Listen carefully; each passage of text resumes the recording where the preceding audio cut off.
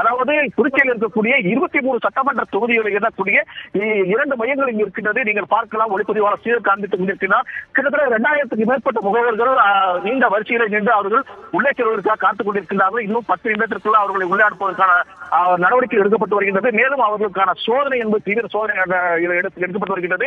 இந்த நிலையிலே உள்ளே வந்த துணை ராணுவ படையினருக்கு கூட அந்த தேர்தல் நடத்தை விதிமுறைகள் படி செல்போன் கொண்டு செல்லக்கூடாது என்ற காரணத்தினால் அவர்களை இங்கிருந்தே வெளியேற்றி விட்டார்கள். அவர்கள் இந்த மையத்திற்குள்ளே செல்லவில்லை.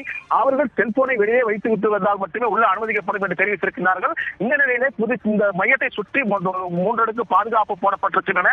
இது மட்டுமல்லாமல் மேலும் 3 கம்பெனி துணை ராணுவ படையினர் இந்த மையத்திற்கு வெளியே பாதுகாப்பு பணி ஈடுபட்டிருக்கிறார்கள். இந்த வாக்கு எண்ணும் மையத்திற்கு, அதாவது லாஸ்பேட்டை பகுதி முழுவதுமாக போலீசார் பாதுகாப்பு பணி ஈடுபட்டது மட்டுமல்லாமல் வாக்கு எண்ணும் மையத்தை சுற்றி இருக்கக்கூடிய அனைத்து சாலைகளும் மூடப்பட்டிருக்கின்றன. விமான நிலையம் செல்லும் சாலையும் தொடர்ந்து மூடப்பட்டு தீவிர கண்காணிப்பு ஈடுபட்டு வருகின்றார்கள்.